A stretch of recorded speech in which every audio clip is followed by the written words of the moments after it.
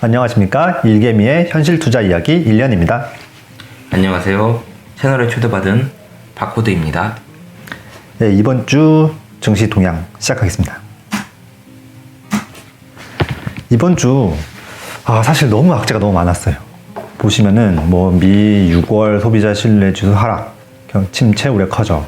그 다음에 ISM 6월 제조업 PMI 2020년 6월 이후 최저. 또 하나 있죠. GDP 제일 중요한 GDP가 제목 타이틀부터가 미국 이미 경기 침체, 연준 전반치 2분기도 역성장 우려, 이런 악재들이 너무 많으니까 주식시장이 사실 좋을 수가 없었어요. 2분기에도 역성장을 지금 전망하고 있다는 건 1분기에 역성장을 하고 있다는 말인가요? 네, 이미 1분기 결과는 마이너스 1.6으로 나왔죠. 그건 이제 뒷부분에 좀 더 자세하게 설명할 텐데, 근데 2분기마저도 역성장하지 않을까 우려, 이런 아무래도 이런 자극적인 뉴스들이 많다 보니까 증시 타격이 있을 수밖에 없는 것 같아요. 이 제조업 PMI 같은 경우는 요거요? 제가 잘 몰라서 설명 좀 부탁드리겠습니다. 요거 같은 경우는 그냥 간단하게 설명드리겠습니다. 네. 이제 미국 제조업에서 PMI라고 하는 이제 수치가 있는데, 이게 50 이상일 경우에는 보통 경제가 활황이라고 판단을 하고, 50 이하로 내려갈 경우는 보통 불황이라고 많이 판단을 내려요. 우리 성적표 같은 거네요. 예, 그렇다고 보면 편해요. 50점 이상이면 활황, 50점 이하면 불황. 간단하게 이분법으로 나누기에는 좀 괜찮은 지표예요. 근데 지금 같은 경우는 54분 나왔습니다. 간당간당하네요. 간당간당하죠. 사실 이것 때문에 조만간 경기 침체가 오지 않을까, 이런 예상이 되는 거죠. 넘어갑니다. 예, 미국 마이크로소프트, 애플, 구글, 아마존, 테슬라 5대장들 쭉쭉 다 내려갔죠. 메타도 마찬가지고. 전반적으로 빨개요. 빨개. 올라간 거라고는 이쪽 유틸리티, 에너지도 약 강보합 이 정도네요. 헬스케어가 아무래도 경기 침체가 온다고 하면 돈이 많이 이쪽으로 회피하는 경향이 있기 때문에 요거 하나 풀고 나머지 좀 큼직큼직한 것들은 다 빠졌네요. 그렇죠. 아무래도 대장주들이 빠지면은 시장을 전반적으로 아래로 끌어내리기 때문에 좋을 수가 없습니다. 네. 그럼 한번 전 세계 쪽으로 한번 봐볼까요? 네. 캐나다 우리 별로 신경 안 쓰죠. 여기 보면은 UK, 여기가 유로스톡스로 보면 되고, 전반적으로 빨갛죠. 여기도 중국이랑 아시아권도 마찬가지예요. 전반적으로 빨개요. 중국은 저번 주에 좀 좋지 않았었나요? 맞죠. 중국이 저번 주에 제가 하드캐리 한다고 그렇게 외쳤는데, 이번 주 사실 약보합 정도로 보면 되겠네요. 근데 사실 중국이 이 정도 버텨주기 때문에 좀 버티는 것 같아요. 미국이 많이 빠졌는데 그거에 비해서는 중국에서 나름 선방했다, 이렇게 볼 수도 있겠네요. 자, 제가 아까 말했죠. 3대장 GDP 빠지고 안 좋은 악재들이 많았는데, 그 악재들 먼저 한번 설명을 하고 갈게요. 왜 이번에 이렇게 빠졌는지. 여기 보시면은 이번에 결과치가 역성장이 나왔죠. 경기 침체로 내려가는 모습이네요. 기준이 0이면은 0 이하로 한번 빠졌습니다. 지금 마이너스 1.6으로 지금 나왔는데, 그 경기 침체를 정의를 내린다고 하면은 2분기 연속 0 이하 마이너스 성장을 보이는 경우에 경기 침체라고 좀 많이 해요. 코로나 같은 경우는 짧지만은 그래도 경기 침체로 보는 게 맞고요. 2분기가 다 그렇죠. GDP가 0 이하로 떨어졌기 때문에. 그렇죠. 역성장이 일어났기 때문에. 근데 지금 1.6은 사실 그렇게 큰 침체는 아니에요. 사실 언제든지 나올 수 있는 수치이기도 한데, 근데 이게 다음 분기에도 마찬가지로 역성장이 나올까봐. 아까 제가 제목에서도 말했지만 인간은 상상하는 동물이라고 했죠. 우리가 이 상상 때문에 상상이 꿈이 되고, 하늘을 알겠다는 상상, 물속을 수영치겠다는 상상 때문에 잠수함이 나오고 비행기가 나왔잖아요. 그렇죠. 이제 그런 우주 시대가 열리는. 그렇죠. 우주도 가겠다는 상상을 하기 때문에 꿈이 되고, 일론 머스크가 가겠다고 하는 거잖아요. 테라포밍 한다 하고. 우리나라도 요번에 누리호 성공했죠. 그렇죠. 그런 상상이 꿈이 되고 인류가 발전한 건 맞는데, 그 상상하는 인류의 특성상 요거 하나 봤는데 그 뒤에 더 큰 걸 상상한단 말이죠. 그렇죠. 그 뒤가 예상이 됩니다. 그렇죠. 뒤가 안 좋아 보인다. 그런 것 때문에 지금 아무래도 좀 주가가 많이 빠지는 거 아닌가, 그렇게 생각을 하고 있어요. 그래서 제목 타이틀을 그렇게 좀 넣어봤는데, 다음 한번 봐보죠. 요거 중요한 겁니다. 컨퍼런스 보드 소비자 기대 지수인데, 사실 우리 인간 사는 심리가 전부라고 해서 좀 과언이 아니다라고 생각하거든요. 보면은 요거 미시간, 요거 컨퍼런스 보드인데 둘 다 좀 급격하게 빠지는 모습이 나와요. 소비자들이 앞으로 경기가 안 좋아 보인다, 그럼 당연히 지갑을 닫을 수밖에 없거든요. 왜냐면 경기가 안 좋은데 내 지갑을 열면서 펑펑 쓸 사람은 없잖아요. 근데 그런 기대치가 많이 꺾이고 있고, 또 이걸 이렇게 기사로 접하다 보면은 사람들은 더 자기 지갑을 닫기 마련이거든요. 겨울이 온다. 겨울이 온다. 뭐 그렇게 판단할 수도 있고요. 네. 또 그렇게 자기 지갑을 진짜 닫다 보면 여기서 닫고 저기서 닫고 저기서 닫고 이렇게 하다 보면 정말로 자기 실현, 자기 예언대로 경기 침체가 안 올 일인데도 올 수 있다 이 말이죠. 경제가 둔화되겠죠 아무래도. 아무래도 그런 가능성이 있죠. 그래서 이게 상당히 중요한 지표였는데 이게 안 좋게 나오면서 좀 증시를 끌어내린 게 아닌가. 네, 다음 거 한번 볼까요? 이거 PMI 지수입니다. 여기 보시면은 아까 제가 말했죠? 아까 말씀하신 50점 네. 위면은 52면은 호황을 의미하고 호황을 의미하고 50 아래면 불황을 의미하죠. 불황을 의미한다. 근데 이미 코로나 전에도 이미 50 아래로 처진 거 보이시죠? 아, 그전에도 50 아래로 내려갔었네요. 그렇죠, 그렇죠. 그렇다면은 코로나가 오지 않았더라도 아, 경기 침체에 빠질 경기 수 있었다. 침체에 빠질 수 있는 가능성은 있었다. 근데 거기에 생명을 위협하는 코로나까지 덮치면서 급격하게 크러쉬가 한 번 났죠. 네. 근데 이제 코로나를 우리가 이겨내고 다시 50 이상으로 올라왔단 말이에요. 네. 참 좋은 일인데 이게 여기서 피크를 한번 치고 서서히 스물 내려오더니 여기서 급격하게 떨어지는 거 보이시죠? 네. 또 이걸 보면 아까 인간 뭐라고? 상상하는 동물이잖아요. 여기서 이렇게 급격하게 빠지면 뒤에 그림이 연상됩니다. 뒤에 그림이 연상되죠. 어떻게 갈지. 네. 사실 몰라요. 사실 여기서 왔다 갔다 하다 다시 올라갈 수 있는 건데 근데 이 50을 지켜주지 못할까 봐 그 아래로 내려가면서 불황으로 갈까 봐 그런 걸 상상하기 때문에 투자에 선뜻 못 나서는 거죠. 아무래도 있는 것도 이제 투매가 많이 나오는 것도 맞고요. 이렇게 안 좋은 이제 3대 소식이 겹치면서 이번 주가 많이 하락을 했는데 한번 다음 거 한번 볼게요. 네. 요거는 이제 닥터 쿠퍼입니다. 구리예요, 구리. 구리 같은 경우는 그 선행 지표입니다. 구리는 산업재로 많이 쓰이기 때문에 구리가 이렇게 활황일 때 가격이 오를 때는 구리 수요도 많고 쓰임새가 많다는 얘기죠. 그럼 당연히 산업 쪽이 많이 돌아간다는 얘기가 되고. 산업의 한 지표로 볼 수 있겠네요. 그렇죠. 그래서 닥터 쿠퍼라고 많이 불리는데 요게 받쳐주는 때는 아무래도 경제가 활황이라는 의미예요. 잘 돌아간다. 경제가 나름 제조업도 많이 잘 돌아가고 그 닥터 쿠퍼 구리가 쓰이는 곳은 다 잘 돌아가고 있다는 얘기예요. 근데 요게 보시면 이렇게 급격하게 빠지죠. 네. 많이 물론 투기 세력이 붙어 있다가 빠지면서 이렇게 급격하게 나오는 것도 있는데 뭔가 여기가 피크가 아닌가, 경기의 피크, 경제의 피크가 아닌가라고 투기 쪽 세력들도 판단을 한 것도 있고 뭐 여러 가지 이유로 인해서 이게 빠지면서 좀 경기 침체를 우려하는 게 아닌가라는 좀 생각을 하게끔 하는 지금 지표네요. 네. 그래서 한번 가져봤습니다. 지금 현재 상황이 이렇다. 한번 이것도 하나 짚고 넘어가야 되는데 저번 주에 한번 말씀을 드렸는데 네네. 저번 주에 한번 보여주시죠. 네. 이거 정말 중요하다 했죠. 스프레드. 장기와 단기의 금리차. 근데 이게 한번 슬라이스하게 마이너스가 났어요. 네. 근데 중간에 한번 극복을 이겨내고 극복하는 거 싶더니 다시 이제 여기 언저리로 떨어집니다. 또 이게 언젠가 한번 또 이제 역전이 나지 않을까 좀 걱정이 돼서 한번 가져왔어요. 이게 다시 한번 역전된다고 하면은 경기 침체에 정말 빠질 높은 확률로 네. 정말 이제 높은 확률로 경기 침체로 빠질 수가 있거든요. 그래서 상당히 좀 중요한 지표이기 때문에 현재 상황 어떤지 좀 가져왔습니다. 예, 다음 같은 경우는 이거 이중적으로 해석될 수 있는 걸 가져왔어요. 저희가 항상 나쁜 뷰가 있으면 좋은 뷰도 한번 봐야 되잖아요. 한 사람이 한쪽으로만 생각이 쏠리면 안 되기 때문에 제가 양쪽으로 가져오는 건데. 뭐 옥수수, 쌀, 밀, 콩 이런 게 보이네요. 네, 뭐 농산물들이죠. 네. 농산물들이 여기 보시면은 쭉 치고 올라갑니다. 예, 전쟁 때문에 치고 올라갔죠. 다 치고 올라가는데 특징적인 거는 너무나 급격하게 빠집니다. 이쪽에서. 최근에 보이시죠? 많이 빠졌네요. 네, 최근에 이거 막 개파락하는 거 보이시죠? 그냥 쭉쭉 빠집니다. 그냥 다. 너나 할 것 없이. 그래서 아마 제가 개인적으로 느끼는 거는 투기꾼들이 붙으면서 여기에 갭 상승하고 막 난리 났었죠. 네. 원자재 엄청 쪽에서. 올랐어요. 네, 여기는 사실 그게 개미 지역이라 봐도 인플레이션을 하는데. 촉발했다고 과언이 아니죠. 그렇죠. 이것 때문에 인플레이션이 촉발되면서 미국이 금리를 크게 올릴 수밖에 없었던 계기가 됐죠. 네. 근데 이게 지금 밑쪽 부분에서 투기 세력이 여기가 고점이 아닌가, 경기 침체를 우려하면서 투매가 나오는 것 같아요. 투기 세력마저도. 그래서 지금 급격하게 빠지고 있는데 이게 경기 침체를 우려해서 투기 세력이 빠진 거라고 하면 안 좋게 해석될 수도 있지만 또 한번 뒤집어서 생각해 볼까요? 요것 때문에 인플레이션이 왔단 말이에요. 네, 그렇죠. 뭐 원자재, 농산물, 뭐 WTI 여러 가지가 있겠지만 이것도 한몫한단 말이죠.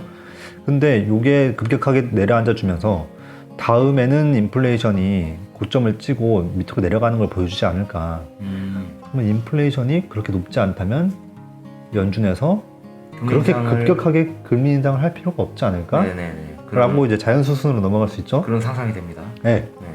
그렇게 상상이 되기 때문에 오히려 나스닥이나 이런 성장주 쪽은 금리가 한 차례 레벨 다운되면서 상승 랠리가 한번 나오지 않을까라고 반등이 나오겠네요. 예, 예. 그렇게 생각도 해볼 수 있는 자료긴 해요. 그래서 한번 가져왔어요. 다음 것도 한번 봐볼까요? WTI죠. 여기도 보시면 마찬가지로 쭉 뺍니다.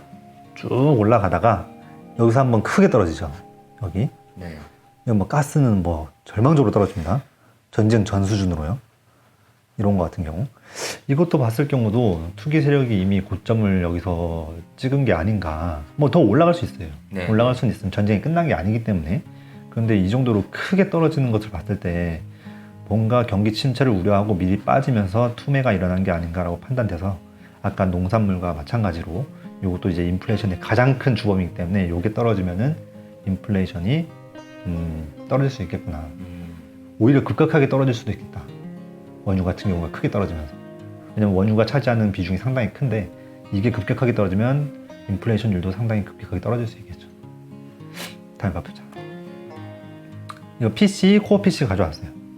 사실 저번에 PC 결과 나오면서 좀 충격 먹으면서 떨어졌죠. 주가가 레벨 다운 했죠. 네. 근데 코어 PC 같은 경우는 이미 추세성을 보이고 있습니다. 아래쪽으로. PC는 알겠는데 코어 PC는 어떤 걸 얘기하는 거죠? PC랑 코어 PC랑 크게 다르지 않습니다. 사실 자체는 물가 지수인데 네네. 이제 PC 같은 경우에는 이제 식료품, 그 다음에 뭐 유가라는 게 포함이 돼 있어요. 근데 변동성이 큰 것들은 제외하고. 그렇죠, 그렇죠. 상황에 따라서 변동성이 너무나 크기 때문에 네. 요거를 매번 지표로 잡으면은 정확하지 않을 수 있다. 그렇죠. 그래서 그것을 제외한 게 이제 코어 PC라고 하는 건데 아, 이 코어 PC 지표를 해석하는 사람마다 조금 다르게 해석하긴 합니다만은 네. 그래도 요걸 좀 더 중요하게 보긴 해요. 네네네. 예, 그래서 요거는 이미 아래쪽으로 방향성을 정한 게 아닌가. 근데 문제는 요 PC였죠. 문제는 요 PC가 원유 때문에 꺾이지 않으면서 한 번 더 치고 올라가거나 아니면 이쪽에서 상부에서 지지부진하지 않을까 걱정을 했는데 모르겠습니다. 더 지지부진할 수 있는데 아까 전 자료를 보면 알 수 있듯이 좀 아래쪽으로 방향을 잡지 않을까. 코어 PC를 보면 그럴 가능성이 커 보이네요. 그렇죠. 아무래도 이 코어 PC는 방향성이 좀 정해진 것처럼 보여요. 네. 한번 정해지면 관성의 법칙 때문에 가는 경향이 있기 때문에 네. 이 정도면은 그래도 아래쪽으로 방향을 정한 것이 아닌가라고 생각이 되고, 그래서 요거를 봤을 때 인플레이션이 정점을 치지 않았나 조심스럽게 생각해 봅니다. 그럼 인플레이션이 잡히면서 주가가 한번 반등할 타이밍이 조만간 오지 않을까라고 생각합니다. 그리고 하나 이 자료를 가져온 이유는 요 기대 인플레이션 때문에 가져왔어요. 진짜 인플레이션 지수, PCE 지수가 있지만 그거 말고도 우리 사람 마음속에는 기대 인플레이션이 있다. 근데 그게 꺾이지 않으면은 이제 앞으로 올라갈 룸이 있는데 요것도 살짝 꺾이는 것을 보여줬다. 이제 사람들 마음속에 뭔가 인플레이션이 더 심해지지 않을 것 같다. 뭔가 내려갈 것 같다라는 이제 심리가 생겼다는 거죠, 마음속에. 네, 정점을 찍고 약간 내려가는 모습을 보여주는. 그렇죠. 그런 거죠. 정점을 찍었다고 사람들 마음속에 판단이 내렸기 때문에 약간 머리를 숙이면서 내려오는 모습을 보여주고 있어요. 그래서 인플레이션 수치도 중요하지만 이 기대 인플레이션 수치도 정말 중요하거든요. 옛날 폴 볼커가 네. 이제 두 마리의 용과 싸웠다고 했는데 그거 하나가 이제 PC 물가 인플레이션 지수, 두 번째가 기대 인플레이션이에요. 정말로 PC를 잡았지만 네. 사람들 마음속에는 아직 살아있단 말이에요. 혹시나 이놈이 다시 나타나지 않을까라는 두려움. 근데 그것마저 잡기 위해서는 금리를 엄청나게 올려야 했었죠, 그때 당시에. 그렇죠. 그때 엄청 금리 인상을 단행하면서 유명세를 떨쳤었죠. 네. 그래서 그런 사건이 있었는데 이제 그걸 잡기 위해서 그렇게 고금리 정책을 펼쳤는데 이번에는 기대 인플레이션이 살짝 꺾이는 모습, 좀 더 올라갈 수 있습니다. 뭐 뒷부분은 모르기 때문에 우리 미래라는 것은. 하지만 이걸 봤을 때 PC도 꺾였고 그걸 바라본 사람들의 마음속에 이제 인플레이션, 기대 인플레이션마저 살짝 꺾인 게 아닌가 라고 생각해서 가져왔어요. 다음 봐볼까요? 또 경기 침체를 우려하는 지표가 상당히 많아요. 근데 이제 고용률 같은 경우 보면은 지금 좀 낮은 수치예요. 네, 코로나 때 많이. 네, 코로나 때 보시죠. 실업률이 올라갔었네요. 네. 근데 지금 이 정도 낮은 상태에서는 사실 경기 침체가 일어나기 그리 쉽지 않거든요. 고용 자체가 강하기 때문에 예. 경제 체력이 좀 좋다는 뜻이에요. 현재 그 고용 그 실업률 지표를 봤을 때는 코로나 이전과 크게 달라진 게 없어 보이네요. 그렇죠. 코로나 이전 수준입니다, 사실. 그래서 좀 경제가 아무래도 힘이 있다, 탄탄한 부분이 있다. 그래서 연준도 그거 믿고 지금 금리를 급격하게 빨리 올리고 있는데, 연준 같은 경우는 아무래도 실업률을 가장 먼저 보죠. 그다음 물가를 보고 그 두 개를 이제 가장 조절하면서 그 다음 차선으로 챙겨야 될 것들이 뭐 금융도 있고 뭐 여러 가지 있겠지만 가장 중요한 지표 중에 하나이기 때문에 요거가 버텨주고 있어서 경제가 체력이 아직 남아있는 거 아닌가. 경기 침체가 오기에는 우려는 됩니다만 그 단시간 내에 그렇게 급격하게 찾아오진 않을 것 같다. 요거 같은 경우는 아무래도 이례적이죠. 코로나기 때문에. 네네. 질병 때문에 일어난 것이기 때문에 보통은 좀 서서히 올라가고 서서히 내려오고 이런 식으로 보입니다만은 요거 같은 게 좀 이례적이었고 지금 이 수준에서는 그래도 좀 안정적이지 않나 생각돼요. 네. 한국과 한번 봅시다. 한국인이기 때문에. 한국은 마찬가지예요. 미국처럼 뭐 기대 인플레이션은 치솟고 있고 소비자는 이제 경기가 안 좋아 보인다. 국내는 기대 인플레이션이 꺾이는 모습을 보여주지 않고 있네요. 네, 아직은 없어요. 아직은 없는데 아무래도 미국을 따라가지 않을까. 그렇죠. 미국이 이미 꺾였고 그래서 우리도 조금 추후에 일이겠지만 그래도 저는 우리나라도 미국이 꺾인 것처럼 이제 뭐 2달, 3달 내로 다시 꺾이는 모습을 보여주지 않을까 생각하고 있어요. 그래서 투자 환경이 쉽지만은 않다 보여주고 있어요 지금. 왜냐면 심리가 너무 얼어붙었다. 아 그래서 국내 증시가 지금 그렇죠. 아무래도 맥을 못 추고 있는. 네, 소비자 기대 지수가 꺾인 만큼 뭐 코스피도 꺾였죠. 아니면 코스피가 꺾이면서 기대 지수 같이 꺾였고 뭐 그런 거죠. 서로 상호 영향을 받기 네, 때문에. 네. 근데 저는 또 요거 한번 주목해 보려고 가져왔어요. 사실 상반기 기준으로 코스피가 전 세계를 기준으로 봤을 때 가장 많이 떨어졌어요. 지금 2022년 보시죠. 20%가 넘게 떨어졌는데 이렇게 단기적으로 단식 기간 내에 이렇게 많이 떨어졌는데 반등할 힘이 쌓이지 않았을까? 여기 보시면 미수금 대비 반대매매 줄고 있죠. 네. 신용 잔고 줄고 있죠. 네. 이런 거 봤을 때 반대 매매를 다 맞았네요. 이미. 예, 많이 맞았어요. 다 맞은 건 아니고 네. 이제 많이 줄었어요. 정말 많이 줄어가지고 더 이상 털래야 털 게 없는 수준. 그 정도 수준 아니니까 거의 지금 바닥 근처는 아닌가 의심이 됩니다. 예, 그래서 지금은 이제 조금씩 사 모아야 갈 시기이지 지금 투항하겠다? 이건 좀 아닌 것 같아요. 경기 침체를 우려해서 지금 다 던지겠다. 이 시기는 아닌 것 같고 먼저 물타기 하듯이 이미 물리신 분들은 물타기로 대응을 하고 또 지금 시작하는 주린이 분들은 이제 겁먹지 말고 조금씩 이제 분할 매수할 시기다. 그렇죠. 저는 그렇게 생각합니다. 이미 많이 물리신 분도 있을 거예요. 지금 엄청 물렸겠죠. 저도 네. 엄청 물렸고 물리긴 하는데 근데 단기 반등할 때 조금 털어내서 현금 여력을 좀 마련해 주는 것도 괜찮을 것 같고 또 그렇지 않다 나는 끝까지 장기로 간다 하시는 분들은 추가 매수를 해서라도 좀 물타기에는 좀 나쁘지 않은 시기가 아닌가. 더 떨어지면 더 떨어진 대로 사고 적립식으로 사는 게 괜찮아 보입니다. 네. 그 다음에 여기 기업 경기 실사 지수라고 해가지고 요거 기업이 지금 이 정도 버텨주고 있는데 보통 같이 움직이거든요. 벌어지면은 모아지고 네, 비슷하게 움직이는 다시 모습 모아졌으면 보여주네요. 살짝 벌어지고 이런 식으로 움직입니다. 근데 지금 코스피 대비 많이 벌어졌죠. 지금. 괴리를 보여주고 있네요. 네, 코스피는 못 버티고 급락하는 모습을 보여주고 있고 이건 버티고 있고 그래서 이게 언젠가는 다시 오므러질 텐데 네. 요 기업이 먼저 떨어지면서 모아질지 코스피가 반등하면서 모아질지 모릅니다. 아무도 모르는 일이에요. 하지만 제 생각에는 코스피가 그래도 그럴 반등해줄 가능성이 있어 보이네요. 요것만 그냥 단순히 놓고 봤을 때는 코스피가 약간 올라주는 그림이 좀 뭔가 자연스럽지 않나. 네, 그래 보이네요. 그래서 저는 반등의 힘이 아직 시장에 있다. 심리는 상당히 죽어있지만 그래도 어떤 한 계기로 인해서 그 심리가 돌아선다면 크게 반등할 수 있다라고 좀 생각하고 있어요. 경기 침체를 너무 높게 평가하지 않는다면. 그럼 다음 투자처로 어디가 있을까? 또 중국 한번 가져왔어요. 중국 같은 경우는 미국, 우리나라보다 코로나를 빨리 겪었고 그리고 터널 시기가 우리보다 더 길었어요. 이미 먼저 매를 맞았고 증시가 지지부진했습니다. 계속 떨어졌고요.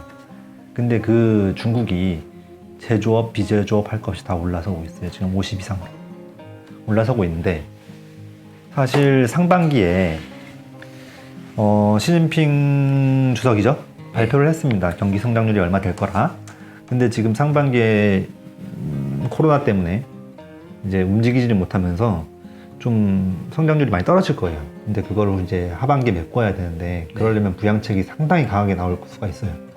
그것도 있고 정책적인 문제도 있고 또 실질적으로 이제 제조업 비제조업 같이 올라오고 있기 때문에 제가 개인적으로 감히 말씀드리면 중국 투자 안 하시는 분들 많아요. 저도 두 번 다시 많이 물려가지고 두 번 다시는 중국 쳐다보지도 않겠다. 중국은 신뢰를 잃었다 이렇게 생각하는 분들이 많습니다. 그렇죠. 아무래도 투명하지 않고 저도 개인적으로 투자하기에 좀 껄끄럽긴 한데 그래도 한번 ETF로라도 좀 간접 투자로라도 투자를 해보는 게 나쁘지 않지 않을까. 지금 같은 경우는 중국이 하드캐리하면서 중국을 시발점으로 증시가 한번 상승 쪽으로 돌아갈 가능성이 있거든요. 그래서 한번 자료 가져왔습니다. 다음은 한번 N. 일본 N이 너무 지금 달러 대비 너무 저평가되어 있어가지고 그 이상으로 저평가되어 있네요. 그래서 이건 좀 너무한 거 아닌가. 아무리 일본 지금 정부에서 이렇게 약화를 하고 있다지만은 너무 저평가된 상태여가지고 나중에 혹시라도 경기 침체가 오거나 이럴 경우에는 일본에는 위로 강하게 튀는 성질이 있습니다. 달러처럼. 경기 침체가 오면 의외로 가치가 올라가는군요. 그렇죠. 엔 같은 경우에는 기준 통화이기 때문에 와타나베 부인이라고 해가지고 좀 이야기가 길어집니다만 네네. 그래도 일본 같은 경우는 좀 오르는 성향이 강하죠. 위기에는 일본 돈이다. 그래서 지금 환을 이제 원에서 N으로 바꿔놓으면은 이것도 또 투자의 하나가 되지 않을까. 아니면 혹시 N 쪽으로 투자를 하거나 M화로. 환테크 말씀하시는 거죠? 뭐 그런 걸 얘기하는 거죠.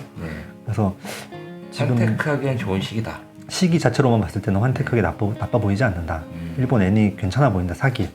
저도 저번 주에인가요? 네. N을 유심히 지켜보고 있습니다. 언제쯤 사야 될지 시기적으로 지켜보고 있어요. 괜찮은 것 같아요. 그럼 이제 저희가 지금 어디에 위치하고 있냐, 거시가 어떤 상황이냐 한번 먼 곳에서 저희 스스로 한번 바라봅시다. 자, 총 자산 정말 중요하죠. 총 자산이 늘어나느냐 줄어드느냐 이거는 정말 파도와도 같아가지고 이제 밀물인데 썰물인데 수영하냐 밀물인데 수영하냐 다르잖아요. 그렇죠. 그래서 지금은 사실 전 세계가 돈을 줄여나가겠다라고 엄포를 놓은 상황이라 가지고 미리 겁먹은 상태죠. 많이 사실, 늘어났어요. 정말. 여기 보면 코로나 때 많이 늘어났죠. 일본은 뭐 계속 늘리고 있었고 중국만 좀 지지부진했죠. 근데 지금 줄이겠다고 했거든요, 사실. 그래서 그걸 겁먹고 주가도 많이 떨어졌고 큐티를 하겠다고 하는 바람에. 근데 제 개인적인 생각으로는 이렇게 늘어난 돈은 미국 입장에서도 달러를 수출하고 싶고 또 사람들이 돈이 많아야 즐거워요.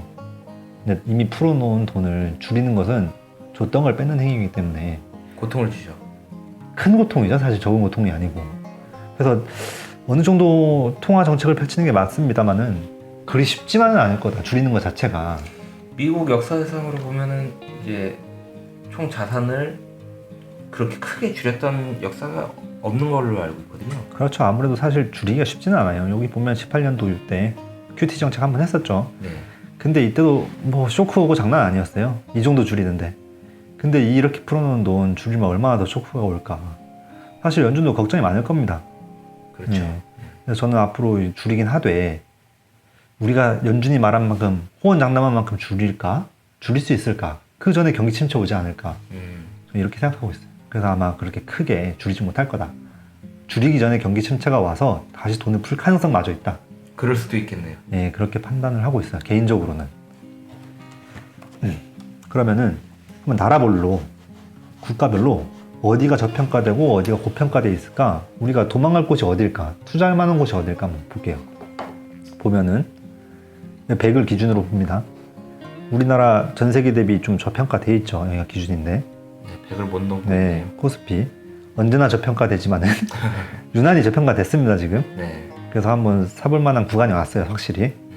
근데 미국은 어쩔 수 없죠. 항상 고평가 구간이 있죠. 언제나 고평가예요, 거의. 미국은 뭐 내려간 적이 크게 없잖아요. 네, 웬만해서는 내려오기 쉽지 않았어요. 미국 같은 경우는. 왜냐면 증시의 중심이기도 하고 돈도 가장 많이 쏠리고 기축통화인데다가 돈도 많이 풀었고. 네, 그래서 미국 같은 경우는 그렇게 떨어지기 쉽지 않아 보이고, 근데 유럽, 그다음에 중국 올라오는 거 보이시죠? 중국 올라올 것 같아요, 개인적으로 느끼기에. 네. 그다음에 뭐 일본은 좀 많이 떨어졌고, 그래서 한국이나 중국 투자하기에 지금 이 상태로 봤을 때 괜찮지 않나. 그렇게 보이네요. 네, 지금 매도할 상황이 아니라 오히려 모아가야 될 상황이다라고 개인적으로 생각하고 있어요. 보통 이 정도 빠지면 사는 게 맞거든요. 많이 빠졌네요. 네. 자, 다음 보시죠. 예, 퍼입니다. 이제 가장 중요한 게 퍼잖아요. 많은 사람들이 보기도 하고. 자, 이거 같은 경우는 한국 먼저 볼게요.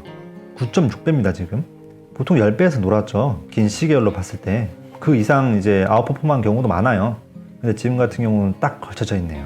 그래서 위로도 아래도 열려있는 상황이다. 근데 저보고 이제 방향성을 정하라 그냥 한다면. 개인적인 생각으로. 예, 개인적인 생각입니다. 아무래도 위쪽이 좀 더 열려있지 않나. 예. 아무래도 단기적으로 많이 빠지기도 했고. 네, 너무 많이 빠졌어요. 지금. 예. 경기 침체가 온다면은 뭐 더 내려갈 가능성이 있어요. 하지만 지금 단기적으로 봤을 때는 위로 열린 게 맞다 생각하고 있고요. 미국 같은 경우도 지금 많이 떨어질 때 15배에서 지지해주는 거 보실 수 있을 거예요. 예, 그렇게 보여요. 이번에도 개인적으로도 15배까지는 내려갈 것 같긴 해요. 뭐 어떻게든 저떻게든.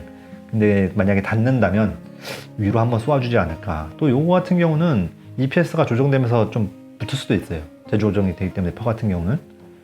그래서 뭐 미국 괜찮아 보이고요. 투자하기에. 네. 중국 같은 경우도 지금 머리를 들렀잖아요. 네. 살짝 지금 단기적으로 강하게 올라오긴 했는데 네.